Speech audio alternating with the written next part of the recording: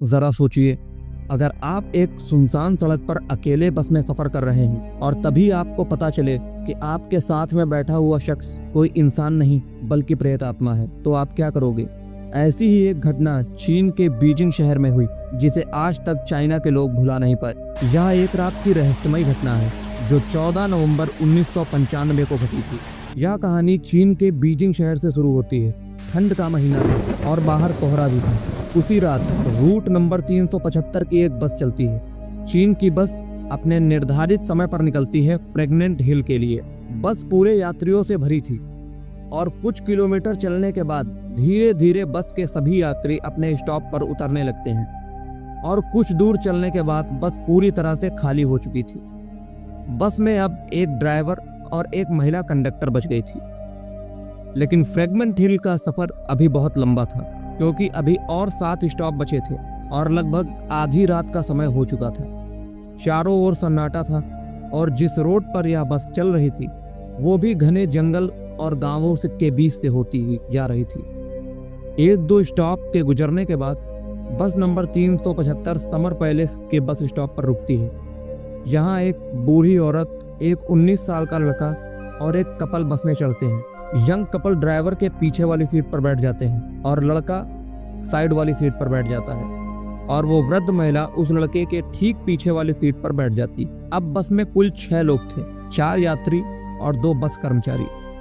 बस दोबारा अपने मंजिल के लिए चल पड़ती। बस के अंदर का माहौल बिल्कुल शांत था। बस जिस रास्ते से होकर जा रही थी वो रास्ता भी बहुत सन्नाटा था, उस पर कोई भी इंसान नजर नहीं आ रहा था। लगभग 4 स्टॉप गुजरने के बाद बस के ड्राइवर को 2 लोग सड़क किनारे खड़े नजर आए। यह देखकर पहले तो ड्राइवर ने सोचा कि बस को नहीं रोकूंगा, क्योंकि वह जहां खड़े थे वहां कोई बस स्टॉप नहीं था। लेकिन महिला कंडक्टर के समझाने पर ड्राइवर ने बस रोकी। महिला ने कहा कि ये इस रूट की आखिरी बस है और उन्हें कोई दूसरी बस भी नहीं मिलेगी। इसके बाद बस रुकते ही वे 2 लोग बस के पीछे वाले दरवाजे से अंदर दाखिल हो गए। लेकिन तभी चौंका देने वाली बात यह हुई कि बस में सफर कर रहे यात्रियों और बस कर्मचारियों के होश उड़ गए। उन्होंने देखा कि बस में 2 नहीं बल्कि 3 लोग चढ़े हुए। उनमें से 2 व्यक्तियों के चेहरे बिल्कुल सफेद थे। तीसरे व्यक्ति को उन्होंने अपने कंधे के सहारे देकर खड़ा करा था। तीसरे व्यक्ति का सर नीचे की ओर था, बाल बिखरे हुए और उसका चेहरा बिल्कुल ढका हुआ था। तीनों लोगों ने चीन के प्राचीन काल के कपड़े पहने हुए थे, जो उस समय नहीं चलते थे। यह तीनों पैसेंजर बस के सबसे पीछे वाली सीट पर जाकर बैठ गए। बस में अशांति ना फैले इसलिए महिला कंडक्टर ने लोगों को समझाया। उसने कहा कि हो सकता है ये लोग किसी नाटक कंपनी में काम करते हो और देर रात होने की वजह से घर जाने की जल्दी में अपने कपड़े उतारना भूल गए। बस आगे की ओर बढ़ी।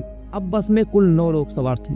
बस में पहले से जो बूढ़ी औरत सफर कर रही थी वह बार बार पीछे की तरफ मुड़कर देख रही थी। जब अगला स्टॉप आया तो यंग कपल इसी स्टॉप पर उतर गया। बस नंबर 375 फिर से अपने मंजिल की ओर बढ़ती चली। अब बस में कुल 7 लोग थे। अभी भी वह बूढ़ी औरत बार बार पीछे मुड़कर उन 3 लोगों को देख रही थी। वे लोग उनको कुछ अजीब लग रहे थे, मगर बस में मौजूद बाकी सारे लोग अपने काम में व्यस्त थे। महिला कंडक्टर ड्राइवर से बात करने में व्यस्त थी। बूढ़ी औरत के आगे बैठा हुआ लड़का बस की खिड़की से बाहर का नज़ारा देखने में व्यस्त था। करीब 2-3 किलोमीटर ऐसे ही आगे जाने के बाद बूढ़ी औरत जोर से चिल्लाती है और अपने आगे बैठे हुए लड़के को एक तमाचा लगाकर कहती है कि कहाँ है मेरा पर्स। यह सुनकर महिला कंडक्टर उस बूढ़ी औरत की ओर आती है और कहती है आपका पर्स इसने नहीं चुराया, या तो आपके आगे बैठा हुआ है। लड़के ने भी यह बात उस महिला को समझाई, मगर वह महिला अपनी बातों पर अड़ी हुई थी और लड़के को पुलिस के हवाले करने की बात कर रही थी। ड्राइवर और महिला कंडक्टर ने बूढ़ी औरत को बहुत समझाया, मगर वह नहीं समझी और ड्राइवर को अगले स्टॉप पर बस रोकने के लिए कहा। बस रुकते ही उस बूढ़ी औरत ने उस लड़के का कॉलर पकड़कर बस के नीचे उतारा। बस वापस अपने मंजिल की ओर निकल गई। अपने साथ हुई इस घटना से लड़का बहुत परेशान हो चुका था। लड़के ने उस बूढ़ी औरत से बोला कि मैंने आपका पर्स नहीं चुराया है और आपके गलत इल्जाम की वजह से मेरी आखिरी बस छूट गई। अब मैं घर कैसे जाऊंगा और आप मुझे कौन से पुलिस स्टेशन ले जाने की बात कर रही हैं, क्योंकि यहाँ अगल बगल में कोई पुलिस स्टेशन नहीं है। तभी बूढ़ी औरत ने उस लड़के से कहा मैंने तुम्हें पुलिस स्टेशन ले जाने के लिए बस से नहीं उतारा और ना ही तुमने मेरा पर्स चुराया है। यह इल्जाम मैंने तुम्हें तुम्हारी जान बचाने के लिए लगाया। यह सुनकर लड़का चौंक कर बोला आपने मेरी जान कैसे बचाई? वृद्ध महिला कहती है, याद है तुम्हें वे 3 लोग जो बस में आखिरी में चढ़े थे?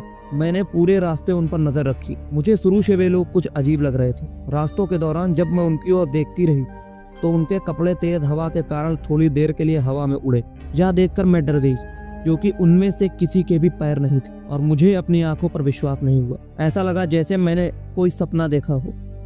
तभी तीसरे व्यक्ति का चेहरा मुझे दिखा। यह देखकर मैं समझ गई कि वे कोई इंसान नहीं। मुझे जितना जल्दी हो सके उस बस से उतरना था और तुम्हारी भी जान बचानी थी, इसलिए मैंने अपने पर्स का झूठा इल्जाम तुम्हारे ऊपर लगाया।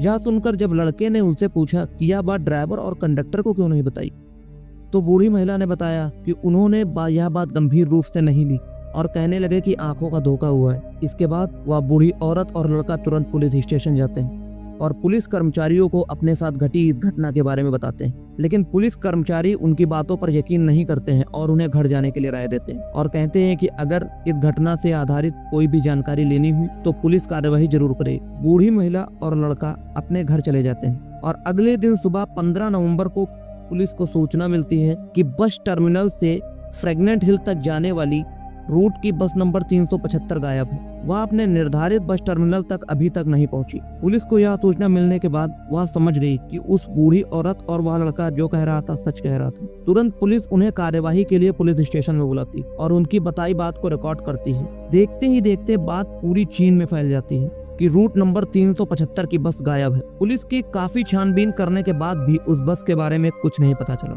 यहाँ तक कि पुलिस ने सारे सीसीटीवी कैमरे भी खंगाले मगर कहीं भी उस बस का नामो निशान नहीं मिला। 16 नवंबर को पुलिस को सूचना मिलती है कि एक बस नदी में गिरी हुई है। पुलिस मौके पर जाती है और उस बस को नदी के बाहर निकालती है। पुलिस यह देखकर चौंक जाती है क्योंकि जो बस उस नदी में गिरी थी वह बस कोई और नहीं बल्कि बस नंबर 375 थी, जो अपने फ्रेगनेंट हिल से करीब 100 किलोमीटर दूर एक नदी में मिली। पुलिस क्रेन की मदद से उस बस को नदी के बाहर निकलवाती है।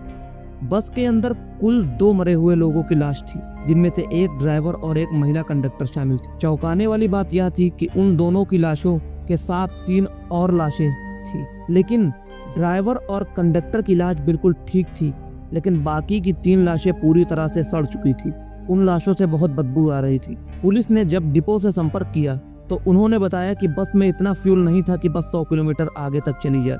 जब पुलिस वालों ने बस के फ्यूल टैंक को खोलकर देखा तो फ्यूल टैंक ताजे खून से भरा हुआ था। रूट में जितने भी सीसीटीवी लगे हुए थे उनमें से एक भी सीसीटीवी में वो बस कैद नहीं हुई। यह घटना 1995 की सबसे बड़ी घटना थी और इस घटना को ग्लोबल टाइम्स के अखबार ने अपने चैनल पर दिखाया था। लेकिन सवाल आज भी यही है कि आखिर कौन थे वो 3 लोग? क्या वो इंसान नहीं थे? क्या वो सचमुच में भूत थे? इस कहानी की सच्चाई अब तक किसी को पता नहीं लगी।